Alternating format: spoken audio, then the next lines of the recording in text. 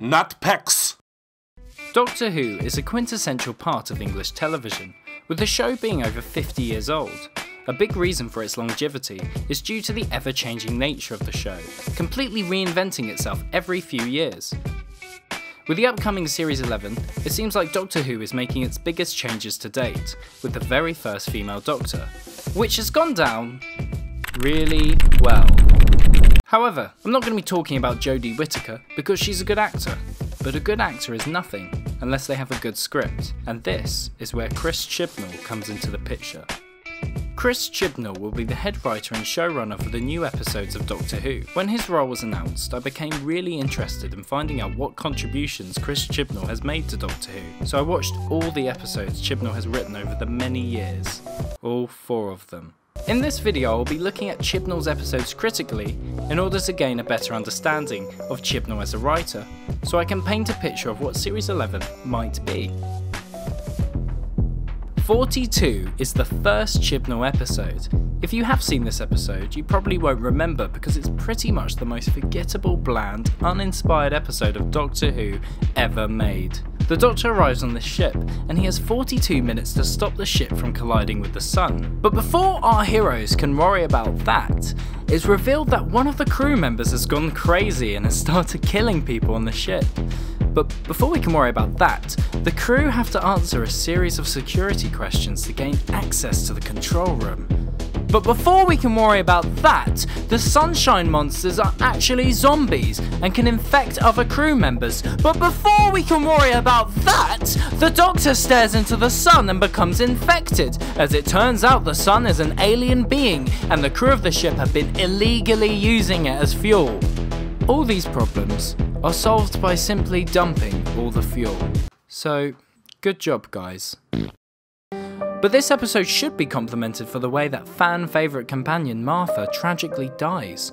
She's in an escape pod hurtling towards the sun with no power to stop her demise, and the Doctor has to convince her that he'll save her. But deep down he knows he can't. Not really, he flicks a switch and she's fine. Everyone's fine. This is a classic Chibnall move, but I'll get more into that later. This is pretty much all the Doctor does in this episode, apart from get infected from the sun and almost die, which begins his long-standing battle with PTSD. Didn't really need you in the end, did we? How are you doing? Maybe I'm not being completely fair. The Doctor does some things, like he's able to give a full diagnosis of this man by shining his sonic screwdriver in his face. Rising body temperature, unusual energy readings. Oh, your sonic screwdriver told you about his energy readings. Cool. The main problem with this episode is it's too convoluted and lacks focus, themes, or any kind of end message. Chibnall is constantly establishing new threats, which makes it difficult to build any sense of tension, especially when every threat can be tackled by pressing a button. The Doctor is at his best when he's putting out lots of fires simultaneously. He's having to run from one place to the next, always having to deal with problems, always under pressure. Chibnall's next contribution is a two-parter. It's a Chib-Nib double bill, so strap yourself in, boys and girls. It's about to get Chibby in this hibby. So this episode is set in the future, Wales 2020. Although it's the future, things in Wales are still a bit primitive. Why are you reading the Gruffalo? This is the future! You should all have Kindles! Kindle, right? Yeah, it's a new Kindle Paperwhite. Fuck! We're immediately introduced to the world's greatest dad, Wales' best friend. He's great with his son, and everyone at work loves him. I sure hope he doesn't die. Oh no, he's dead. Well, what do you do when you see a smoking dirt pit in your state-of-the-art drill lab? Is it haphazardly shove your arm down it? Because that's what you would do if you were in a Chibnall script.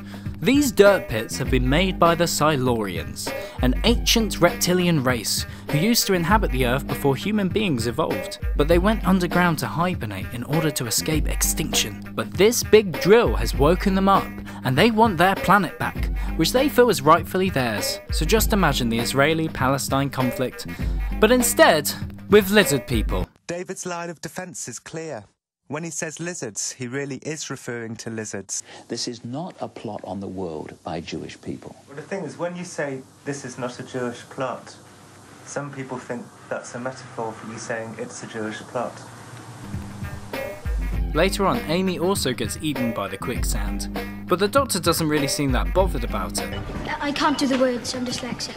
Oh, that's all right. I can't make a decent meringue. It's almost like he read the script. Through this whole episode, it never feels like anyone's in any real danger, which really kills the tension and makes everything feel meaningless. But Chibnall uses his classic writing technique to ramp up the stakes. He employs an arbitrary deadline. The countdown serves two purposes. Firstly, it moves the story forward, and secondly, it stops you from thinking about the plot, because if you do, you realise nothing makes any sense. Like, instead of these characters sitting and talking about what's been happening, Chibnall just makes the drill computer show that life forms are moving to the surface. So they have 12 minutes before the baddies arrive, and they have to get ready. Ready for something. But gosh golly damn, am I tense now. But anyway, the kid gets kidnapped, the old man gets poisoned, and Chibnall broke new ground by having the Doctor shove this lizard lady in the back of a van.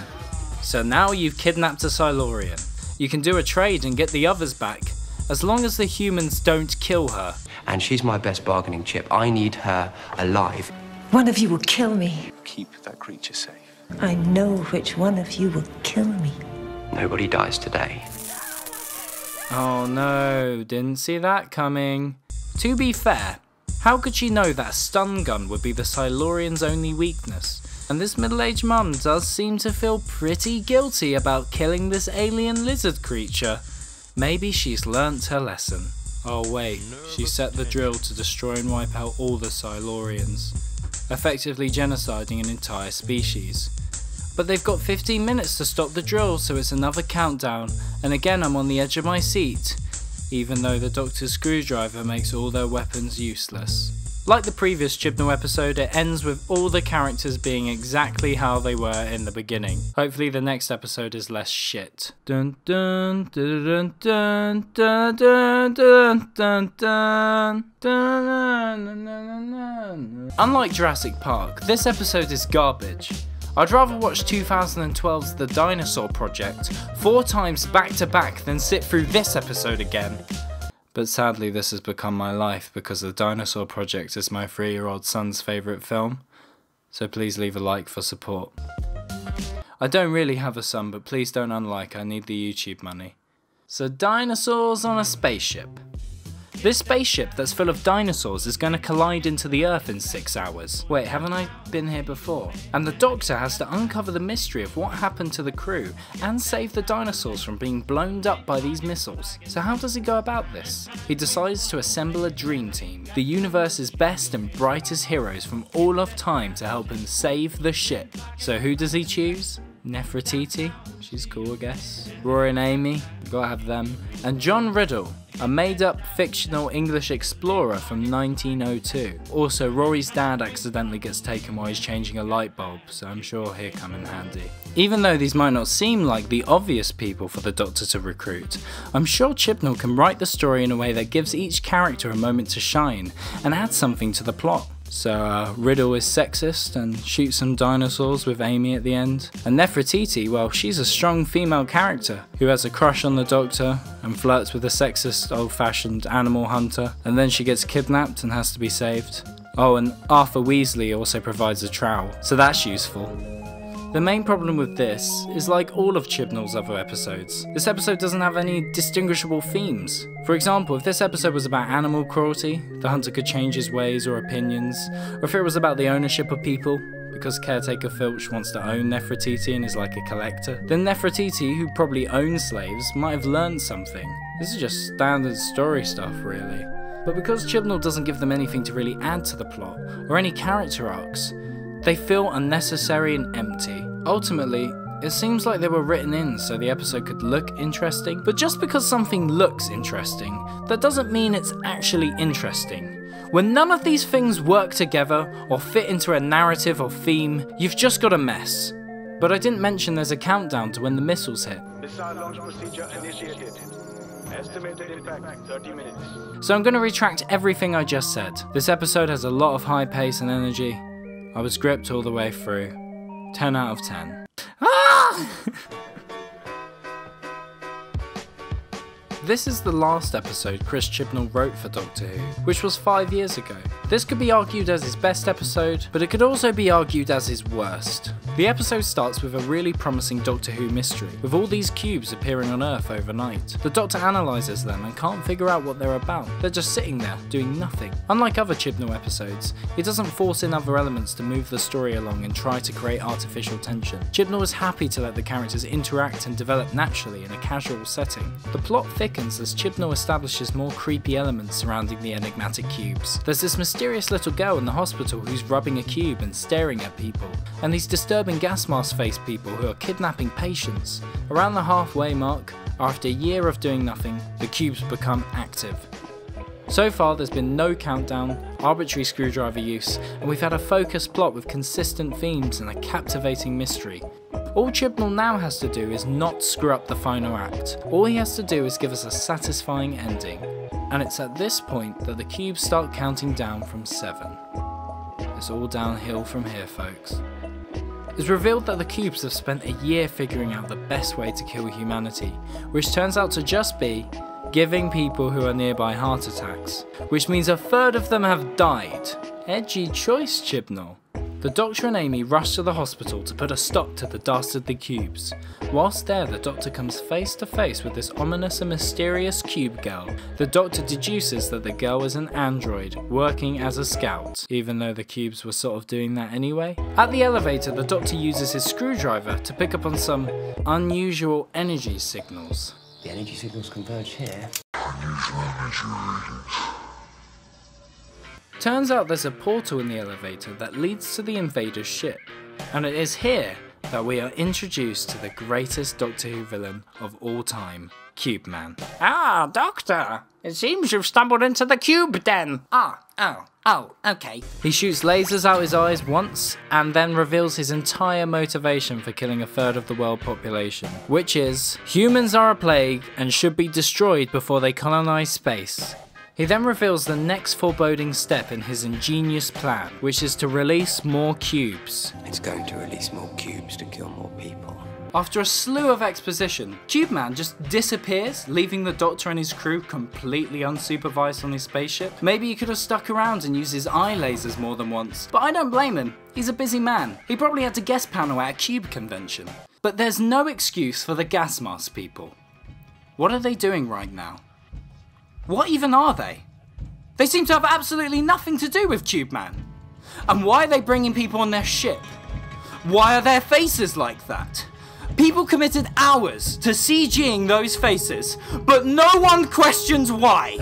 This is so dumb! They spent a year observing people intimately and taking in information and sending little cyborg girls to do recon and having their gas mask men kidnap sick people. But when it comes down to crunch time, you all just go home! Surely, after a year of planning and observing, you must understand how there are flaws in this plan. The cubes won't be able to get everyone. There will always be a handful of people hiding in a cupboard or something, and sending more cubes won't change that. You should have sent enough to get everyone in one go, and then you leave the one man who can stop you in the central hub of everything, putting up no fight whatsoever when you have bloody laser eyes! So the Doctor uses his magic wand, screwdriver, to reverse the effects of the cubes. So instead of stopping people's hearts, it restarts them. On top of that, by skillfully moving his screwdriver about a bit more, he is able to use the energy to blow up the ship. Now you could say that's because the Doctor is really clever, or you could call it lazy writing. So in closing, every Chibnall episode has not been good. He hasn't written a Doctor Who episode for 5 years, but in that time he has been a showrunner for a fairly successful, albeit unoriginal detective show for 3 consecutive seasons. So I wouldn't say I was worried for the 11th series of Doctor Who, but I'm not excited either. Mostly, I'm just confused. Confused as to why Chris Chibnall, the hack fraud of Doctor Who, has got this job. Let me know your thoughts in the comments, and subscribe for more videos like this. Make sure to follow me on Twitter as well. You can suggest ideas for future videos. And also make sure to give me a little kiss. Give me a little NitPix kiss. A nitpick. Give me a little nitpick.